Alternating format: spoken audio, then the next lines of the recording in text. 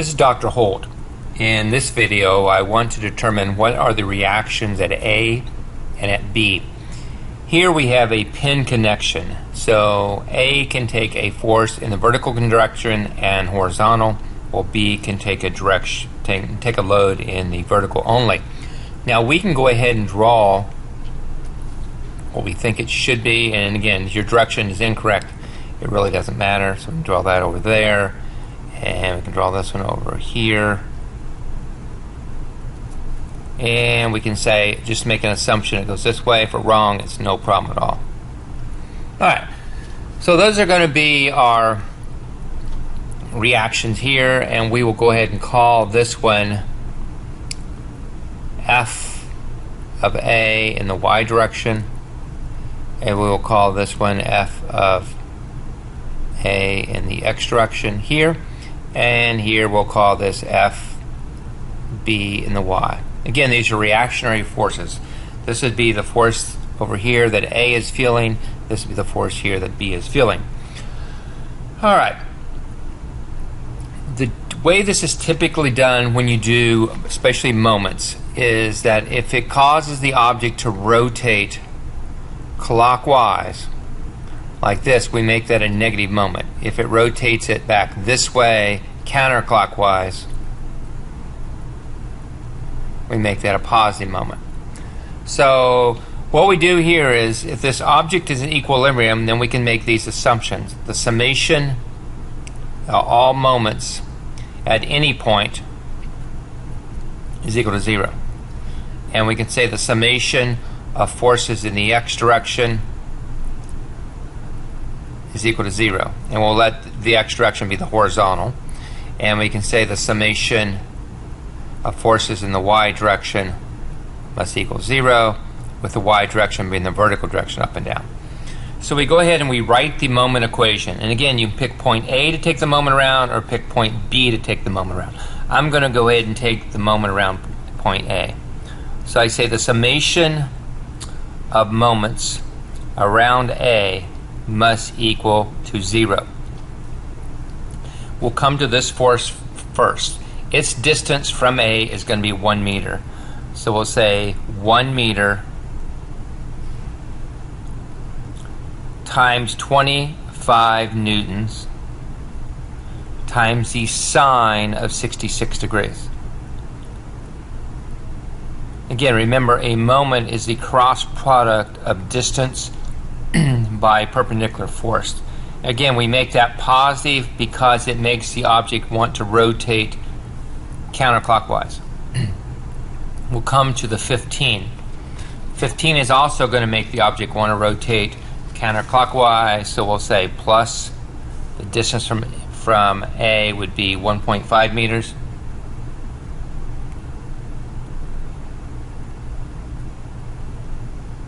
times the magnitude of the force, which is 15 newtons. Alright, now we come to the 30 newton. It's causing a moment to go back the other way, so we'll make it go negative. And the distance from A to that is going to be 1.5 plus 2.5, that'd be 4 meters, times the magnitude of the force. And again, that value is going to be 30 newtons. If I can get that in here, I'm sorry, I'll do it this way, sine of 70 degrees. And the only other thing we want to do is we put plus FBY. And we should have done the force first. It really doesn't matter. So I'll do, actually I will go ahead and write the force first. Just, I don't want to confuse you because it's been pretty consistent so far. The distance from A to B is going to be the 6 meters. So we take the 6 meters times FBY is equal to 0. Again, I just made the assumption that FBY went up. It could be going down. The math will correct it for you. Okay, when you do the math here, you will end up getting this equation. You'll get negative 67.4244 Newton meters plus 6 meters, FBY is equal to 0. We will solve for FBY, and I believe my value, and it came up 11.237.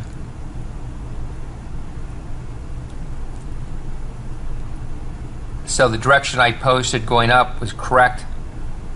Let me make it go up like that. I usually put a slide so you don't have to. So that's going to be the magnitude of the force of FBY. Okay, the easiest way now at this point to find out what the force of FAY is to go back and just sum the forces in the y direction. So I can say, okay, the summation of forces in the y direction, again, must equal to 0. So anything goes down will be negative. So I start with the 25, so I get negative 25 newtons times sine 66 plus 15 newtons minus 30 newtons times the sine of 70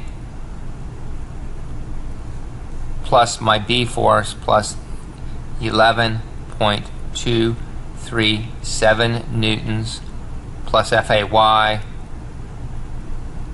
is equal to 0. Solve for FAY. FAY in this case came to 24.729 newtons. And again, I assumed to go up, and that happened to be correct in this particular case.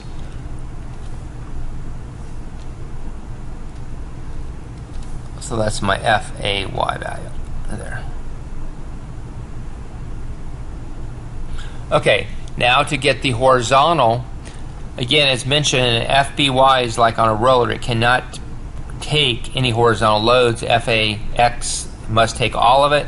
So all we have to do now is sum the forces in the x direction and set that equal to 0. Anything that goes to the left, we will make negative. Anything to the right, we'll make positive. So I start with a 25 Newton up here. I will take negative 25 newtons times the cosine of 66 degrees.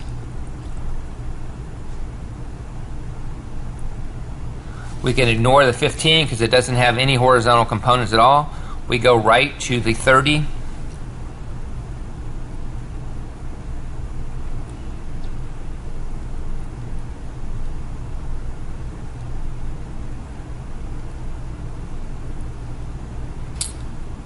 Plus FAX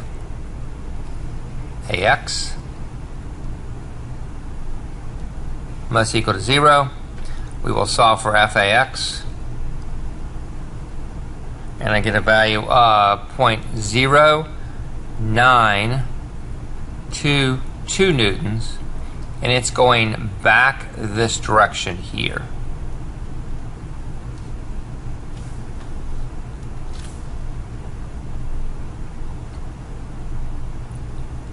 And that'd be the two components. Now, if it asked you for the overall magnitude of the force at A, you could go to Pythagorean theorem and you could take the 24.729 newtons squared plus the 0.0922 newtons squared and take the square root of that.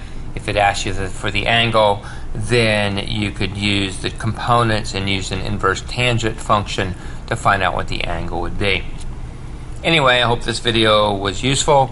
This is how to find the moment around the beam.